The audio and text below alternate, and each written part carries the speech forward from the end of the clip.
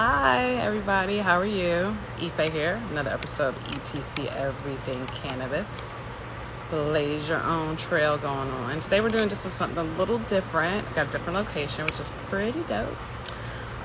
Today we're going to be interviewing Dan Watkins of New Jersey hemp farmer, of course. Hey, how are you?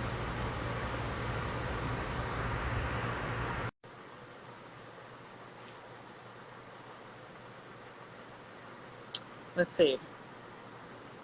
All right, he's coming up. It always takes a little while to join. Hey, the Kushness, how are you? Hey, what's going on? Hey, you see me? Hey, what's going on, Dan Watkins? Can you see me? I can. How you doing? Okay. Okay, sorry. Is it a little noisy at all? I hear the fans, but it's all good. That's awesome. Well, welcome. Thank you for being here. Welcome to ETC Everything Cannabis. All right. Everything So ETC Entertainment Cannabis. entertainment, yes. That's right. We did talk about that, didn't we? We did. So today, guess what? I have my Puffco. Uh-oh. I love What? Puffco. And I have it's a little live rosin. This is All a sour sorbetto. Ooh, very nice. Right? So I it's cold. have. What do you have? Sorry, go ahead, you were saying? No, it's cold cured. That's all. That's all I was gonna say. All right, cool. Let's see. I can't see myself here. There we go. How did I do Right? that? The cushion said, "Oh, looking gooey." So I have the New Jersey Grow Works. Ooh. All right, this is some Okay. Let's see what Jersey's working with. Let's see what I think you can see it here. kind of flower Jersey. Oh, gross. This Ooh. flower, if you saw it, you saw it come out of the farm. Mm-hmm. Better than most block work you might find around out there. Definitely. And, I was looking at it. I was like, oh, that looks good.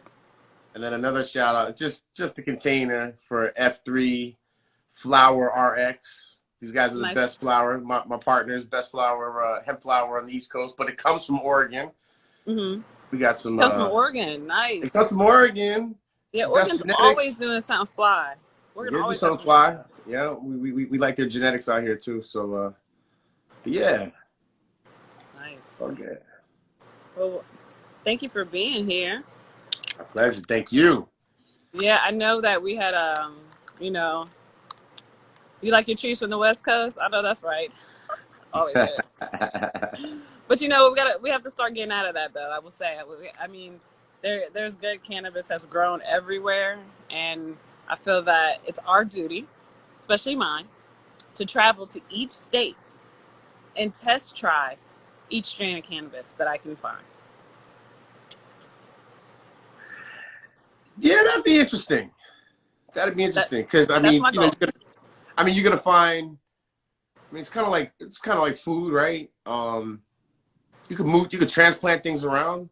Yep. The genetics normally work better in the natural environment, but that's the whole trick. The whole secret of good genetics and good cultivation is to emulate that same environment so that the plants kind of feel at home. But then at the same time, like I like a lot of Jamaican strains. They're more like pure sativa, less mixed. They take forever to grow, right? So like the lamb's breath, one of my favorites. Sometimes people call lamb's breath. What Bob used to smoke. We try to get that up here in the north, and it took like a good 6 months before we started getting some flower. But it takes its time. But then it was a big bush, right? So we were happy with that. I like your Jets shirt. Shout out to Jersey. Right? Come on, we gotta go green. What? New York Jets, even though they play in Jersey, most people don't know. The New York Giants and the New York Jets are in Jersey. Jersey went green before New York. New York just went green. New York just went green. I was going to say New York just went green. New York just went green. Congratulations to New York too for going green, for finally legalizing it. Now everybody. They decriminalized it first, which is something awesome. Jersey did later. This whole legalization thing is kind of difficult to follow because legalization to me just means regulated. where it's not really legal. Legal. Decriminalization is the key. Yeah. You know, it's decriminalize it, then anybody can do anything they want to do with their own medicine. True. You know? True. Let's get the people that got locked up out. You know? Yeah, that's never going to happen. In the legal business anyway, you know, you got locked up. I mean, there's some equity programs and things like that out there. California's been leading the way, especially in Oakland. They did a really good job years ago, 6-7 years ago, with an equity program. Yeah, there's not a lot of money in it. I tell people, go into if you like the plant, you like to grow, you like the medicine, you like the fun, learn to grow everything. You know? Yes, and we talked about that too, right? So, okay, not only are you in GreenCell CBD, okay, so tell us about that. Tell us how you got, because you started off, and you said sales, correct? Business. Oh, me, my career? Yes. Yeah, I'm well, I studied biology, so I'm a biologist by education, but there's no money in that either. Not that it matters where the money's at. But I grew up near New York. I grew up from New York. Born in New York City, and the Bronx, big uptown, BX, and you grew up in Jersey, right across the river from New York. So my mom used to tell me, you know, you want to make money, you should work with money. And there's two things in New York: fashion, or entertainment, and Wall Street. And you'd be surprised half the people on Wall Street are, you know, local people from the area. You know, you see all these movies, act like, you know, some alien rich white guy running Wall Street. Nah, it's a bunch of guys from Brooklyn, the Bronx, and, you know, the Caribbean, all over. Everybody from New York works on Wall Street. So I spent about 20 years on Wall Street, and international banking, which is a little bit different than Wall Street. International banking is more about how countries trade things back and forth. And you know, as I'm getting a little bit older now, 20 years in the business, I'm traveling around the world. Everybody wants to trade with America. I'm like, what are we trading? Trading agriculture. How can I not think of that? Yeah. Right. You know, I was talking to somebody else, you know, a few weeks ago. It's like the country was built on agriculture. When you think about it, cotton. You know, and unfortunately, plantations and slave, all that stuff, and a lot of people didn't work, whether they were white or black. You know, black, they were black. A lot of people were slaves, but if they were white, they didn't work either, because a few people made all this money with the cotton trade. But cotton was gold back then. Yeah. And, well, yeah, of course, because everything was being made out of cotton. And it's a flower. We still grow cotton, right? But you know, when I started the cannabis business, I've always been in the cannabis business. I'm, you know, 33 years and going. Wow. I'm only 46 though, so I didn't tell you a lot about cannabis. Right.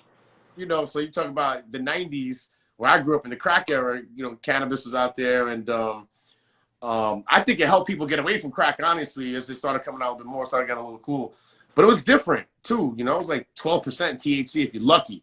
Yeah, that was very low. Yet we thought it was very high. Yeah. Oh, it was even half that. We were just talking about what Bob Marley smokes. You know, the last breath, shit, 72, 73. He was lucky if he had 7% THC. That was back then, so it doubled from the 70s to the 90s, and now we're talking about 25% THC out of the plant. But and a lot of things happened, you know, from the 70s to the 90s, including the discovery of the endocannabinoid system. And as we discovered things in the body, cultivators were doing things for the brain, right? So we're all based on cannabis now, all about the THC, because we want to feel the high. But what people don't realize is that the higher the THC in the plant, the lower everything else. Everything has a ratio, you know? So that's where hemp got confusing, because they're like, there's no THC in it. I'm like, well, what is it? Sativa. But that's the same plant. Duh. See, sativa. What difference does it make if it has THC? It's still cannabis, right? Yeah. So, yeah. So now, you know, probably like around 2017, Jersey went medical in 2014. And, you know, they called it medical. And a lot of people don't know that Jersey's you know, you're from Jersey. Jersey's the pharmaceutical capital of the world. Yep. Every major pharmaceutical company that operates not only in the U.S. is headquartered in New Jersey, right around Rutgers. So if you know Rutgers University, one of the actual Rutgers is in the top 10 best agricultural universities in the country as well. New Jersey used to lead in agriculture, and we lead in pharmaceutical. Isn't that funny? And And I started looking at these companies. I He started said looking Dirty at Jersey. Dirty Jersey. Yeah, yeah. It's Yeah. not just the Turnpike, by the way. We are the Garden Right. It's State.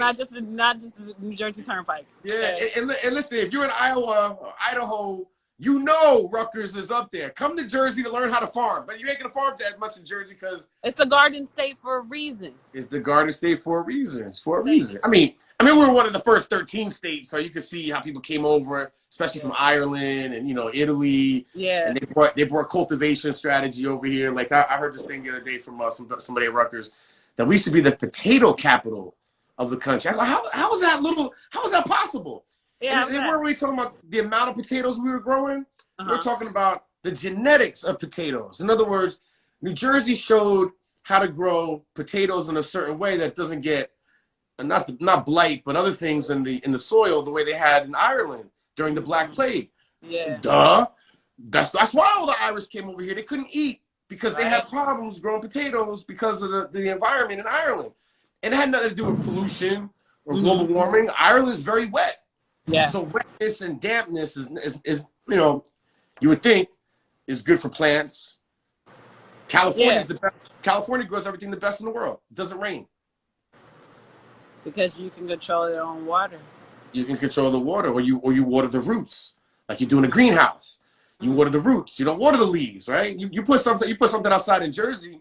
You water everything gets wet. So anyway, I saw the medical market in Jersey. I'm like, it's all pharmaceutical buildings. Like literally, all the medical dispensaries in Jersey are in old pharmaceutical buildings.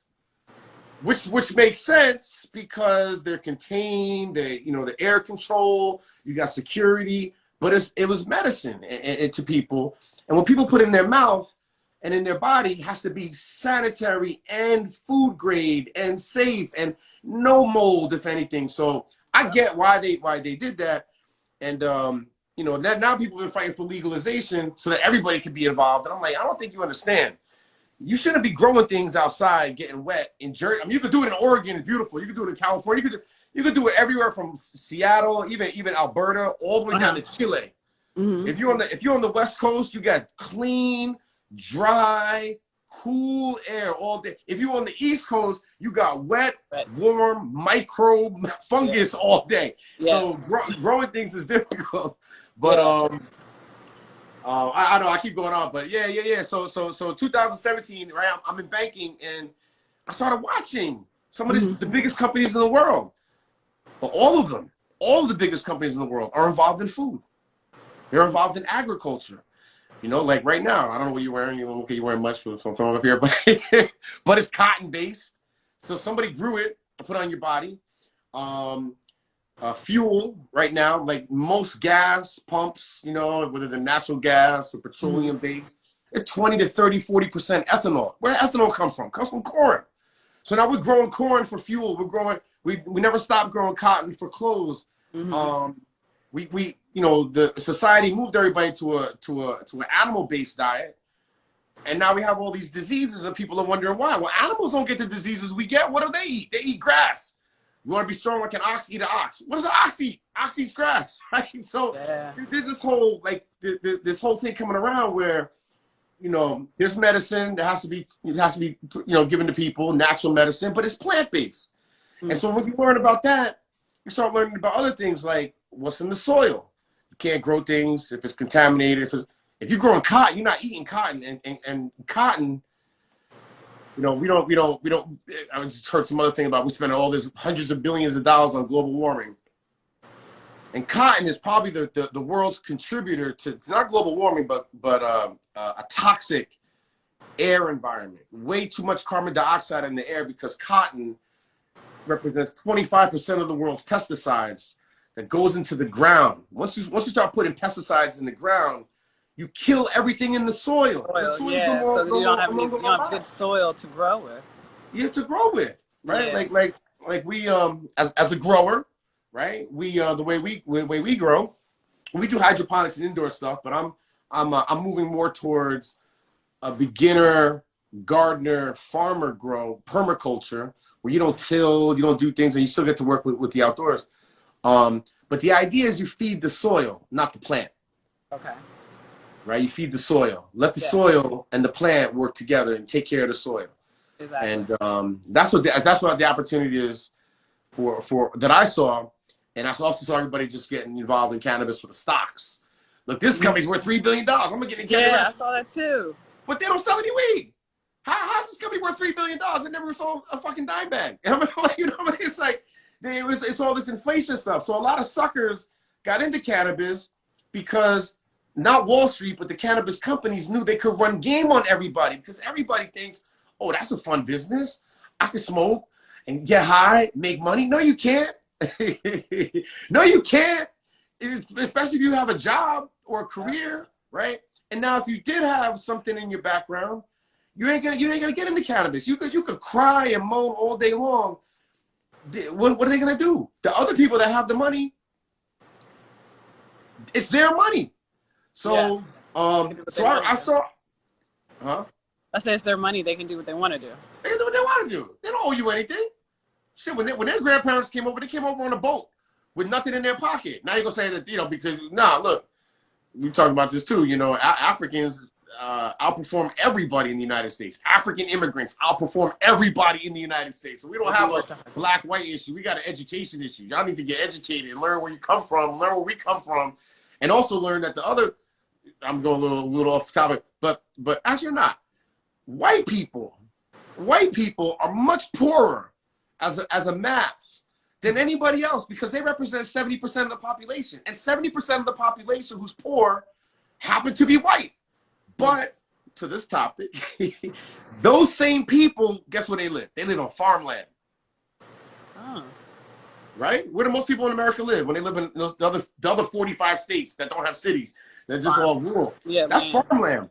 Yeah. And if you look, to kind of talk about what we were talking about the other day, is they get more welfare than anybody else. If you're a farmer and a big corporation told you and your family, 100 years ago, whatever, listen, we're gonna take this over because our tractor can do 18,000 times more than your whole family can do. Here's a check.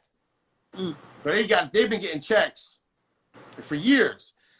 But they also get, if they do want to farm, they also get no taxes to live.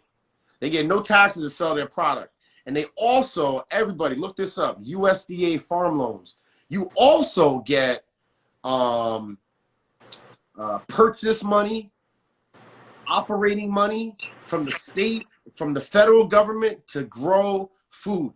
There's 3 reasons why. One is because we don't have enough food for the people in the area that can't grow things. Of course, as a country, we have plenty of food. Like New Jersey gets most of its veggies from California. Most of its lettuce, stuff like that, California fruit, avocados, stuff like that. Yeah. So we need more local grown foods. The other thing about the local grown foods is that it inspires local populations of animals and microbes and birds. Birds are very important. They pollinate in a way as well. They fertilize. They bring things back and forth. You start killing out those trees that the birds have nowhere to go. You start killing the birds. Fish eat birds too. You figure, you got birds that flying around up and down the coast. The fish are part of that same system. The fish are very important to the water, very important to the right. It's a symbiotic relationship. So it's real important that everybody start learning how to grow something. And then the other part, not only the money and taking care of people and inspiring more people to grow, is the environment. So what I knew starting, so I first started a company called Fawcett Farms, then Soul Cell, then GreenCell, and they're all different companies. They're operating companies, they're all legitimate companies with our state license, and we're all agricultural companies. We all grow something or want to grow something or want to serve people in the food industry, right? And you can have the debate about THC and CBD, but let me just go back one before I talk about that. Is the other opportunity for growing something is energy credits. See, I'm sure you know how much was it? I think what was the question? So compared to a tree, cannabis can produce how many more times oxygen than a tree?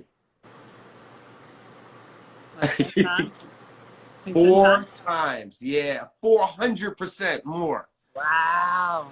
And so what that also means is that cannabis, toe for toe, I mean, not a big tree and a little pecan, right? But toe for toe, pound for pound, cannabis takes out 4 times more carbon dioxide out of the air.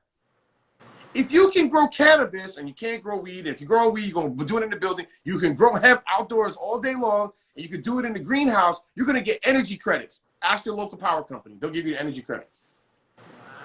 They'll give you energy credits. We had about $90,000 worth of lights we wanted to put up last year. The lights cost $70,000. The labor was $20,000. We got a check for $70,000. Put them up yourself. Here's the check. There you go. From the power company. Yeah. So that's pretty awesome. So SoulCell was all about the biological approach to looking at CBD. I love all the cannabinoids, but there's only 2 that the body recognizes, and we have a receptor towards. They recognize all of them because we're the same as plants. We can eat any plant and find all these similarities, right? Like our blood is made out of magnesium. Plants are made out of manganese. It's a 2-atom difference or whatever the hell it is, but we're basically the same thing. We have to kind of consume these things.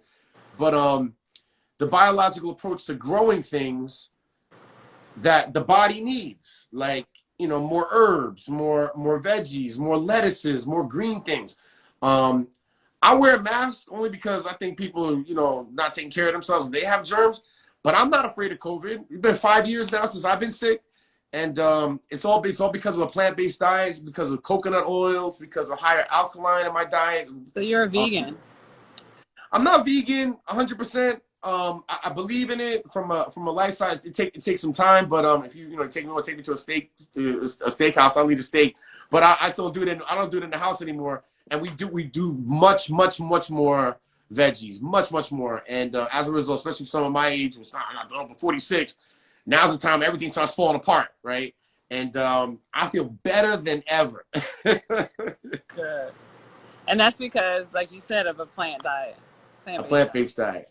Yeah. So last year, so in Jersey, we went medical 2014. Then they started doing this, another round of dispensaries. So 2018, they told everybody, this is when I say they, the government, the media, that side, not the right side, the left side, because they got all these crazy ideas, right? Oh, we're gonna make cannabis legal in Jersey, and we're gonna give out 6 licenses. Okay, so 1,000 people went out and gave $2,000 to get their license for their application. State made $250,000. Everybody started LLCs. People started moving. Oh, we're gonna grow cannabis. Meanwhile, they wouldn't let hemp be legal. They wouldn't let anybody grow hemp.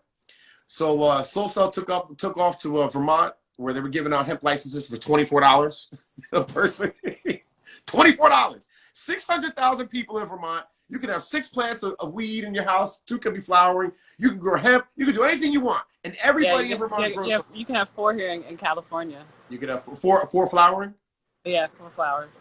4 flowers. But I think there's also a way that you can have 4, but even if they're in different states, it still counts as. Oh. Wait, that's not good then.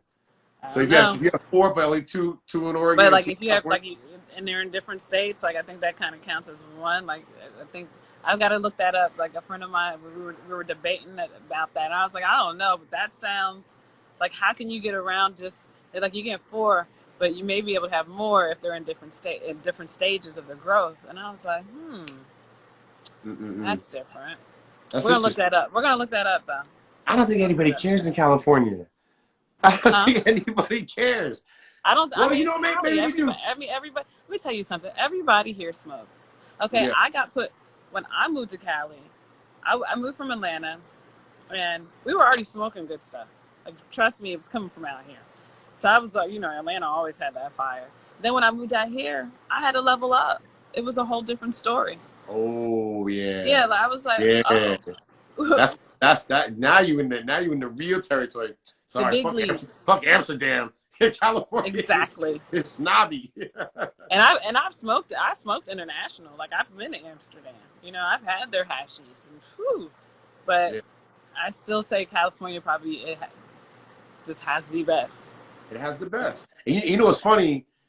A couple years ago, somebody was like, "Oh, we're gonna grow this. It's gonna be the best weed, and we're gonna eradicate the soil and get cones to come up right away. And I go, why would you do all that? Oh, because we're going to get more THC out of plant. I said, you're not going to do very well in that business, especially in California. And they're like, what are you talking about? I'm like, there's people who will pay $25,000 a pound if you can get a rare, naturally occurring outdoor genetic from Colombia, from South Africa. Absolutely. I was like, people want that natural. It's like wine. You want to make good wine that tastes good and you pour some vodka in it to make it strong? That's crap. That's crap. No one... You can't even mix those two together. What are you talking about? You can't mix those two together. Yeah. But California been leading with go get the naturally occurring genetics. So I'm really glad in the cannabis industry is more about that now. Like you see a lot more out here, people talking less about dispensary grade, more about light depth, right? Light depth is truly where the farmer is involved with the plant and giving it the sun. Nothing's better than the sun. Yeah, the natural sun. Absolutely. I was telling you that I grew up too. My grandparents, both sides, always they had like miniature gardens and farms in the back. So I grew up already with a green thumb, naturally, just from being you grew up in the it. Garden State, baby. You grew up in the Garden State, Jersey, cooking and all that stuff. Go to the backyard, pick some herbs out, And this is in Jersey, so it's always been something I've wanted to do, and I have the ability to do it. And I know me and you talked too, but there was something that you had mentioned about you can grow not just cannabis, grow everything. And I was like, that's genius. Like, duh. Yeah. That's... I mean, my dad, he started gardening in his twilight, he's still around, but after retired from the city, he was in Manhattan. He moved up to Lake Chautauqua, which is like Lake Erie, way up, almost like on the way to Buffalo, but way out west Jersey, west New York, north New York. And he started doing these raised beds, and he gives me this book that he got for $1.50. It's like a 30-year-old book. It says something like, I forget the title, but it's real simple. It's about companion planting, but how to grow more food in a shorter amount of time, in a smaller amount of space, and make more money than you ever thought you could make. Something like that. And basically it talks about a raised bed. I don't know how big a raised bed is. About 4 feet by 8 or 4'11" or something like that. But it's a French country style of gardening called market gardening, right? Market gardening, where you can actually garden in your own house enough veggies to actually go to a market. And what it talks about is, you take a carrot, right? Carrot grows this way. It goes up that way, right? The biochemicals in the plant this way are beneficial to pea shoots or peas and tomatoes, while the roots of the peas are kicking nitrogen into the carrot. And at the same time, that nitrogen mix with other things are good for tomatoes. So let's say these are 5 plants. You put a carrot, a tomato, a cucumber, a pea, and a celery next to each other. They work together. Now you got 5 plants growing, and you could do that and tight together in a small bed. You could have enough variety of vegetables in a smaller amount of space, growing in a faster amount of time. And every plant grows differently. Like, if you wanted to grow kale, for example, it takes a while to get the kale roots to go, right? So let's say you do it outdoors. You literally plant kale in September and let it grow all winter long underground. If you can cover the soil, keep it a little warm, the kale grows underground, right? The roots grow. And then in March, boom, all the kale pops out. So come March, you got a kale harvest. Now you move the kale out of the way and you start bringing the lettuces in. And you can turn lettuce over in 2 months. You could cut them, right? So you got the lettuce roots going. Some people take the whole head, throw it out. No, just take the leaves out, put it in a bag, go to the market. So there's a lot you could do in a small area, but learning about that from this book and from market gardening, I started seeing little gardens, little markets, and little organic farms all over the world outpace traditional farming. So one of the things I'm challenging right now, like in fact, I had on the phone with a couple lawyers today. In a farm town, people don't want us to do what we're doing. And I'm trying to explain to them that we're not doing what you think we're doing. We're doing permaculture. We're not taking apart the land. We're taking tree bark. We're taking compost, mulch, and making that into soil and going to be growing all this food where you could probably do, if we do it right, I think the term is, or not the term, the metric is about $80,000 a quarter acre. That's 10. You could do about $80,000 for every 10,000 square feet if you do it right. Wow. Yeah, Wow. yeah. Okay. so, so that so then I started thinking about my people, in New Yeah. Jersey. Like we all crammed up in the city here. We eating bad food. We don't have an opportunity to do any farming. Yes, you do. We're in the Yeah. Garden State. We don't all live on the turnpike. You go a couple miles away, So last year I was out with the Amish, and I met with farmers all over Jersey, all over Pennsylvania. And we started with advanced agriculture, working with Amish, working with hydroponics. Hydroponics, I can get a cola, bubble kush, like that big in 8 weeks. 8 weeks, 7, 8 ounce cola, no problem. Easy. You're talking about indoor, this beautiful. Why? Because you're understanding the air, and it's all computerized now, right? So you can automate those things, which means you're just getting higher yield, faster. Apply that to something that we all need, that we can all use, Yeah. like hemp and CBD. You want weed? I love weed. I'll take it. You grow it. I'll grow it too, right? But I'll grow it for myself. But I don't. But what I need more of every day is vegetables, herbs, Yeah. melons, potatoes, radishes, all Yeah. of those things you can do and make a hell of a lot more money, feed yourself. And then the last thing is you increase the value of that land. So if you own that shitty ass lot over there that nobody ever wanted, that the city owns because nobody paid taxes on it, and you got it for $20,000, $30,000, you can turn that into $1 million piece of property if you can start kicking out $80,000 a square, a quarter acre. Oh, wow. So I thought that was more interesting than to go into just cannabis. Yeah. I was like, oh, food. No, but you know what? When you said, like, when you mentioned that too, that's like, that makes so much sense. Like, why would you just do that when you can grow everything? Like, I've always wanted to grow my own food anyway, because you don't know what they're doing with the food I hate. Yeah. It's a So it's different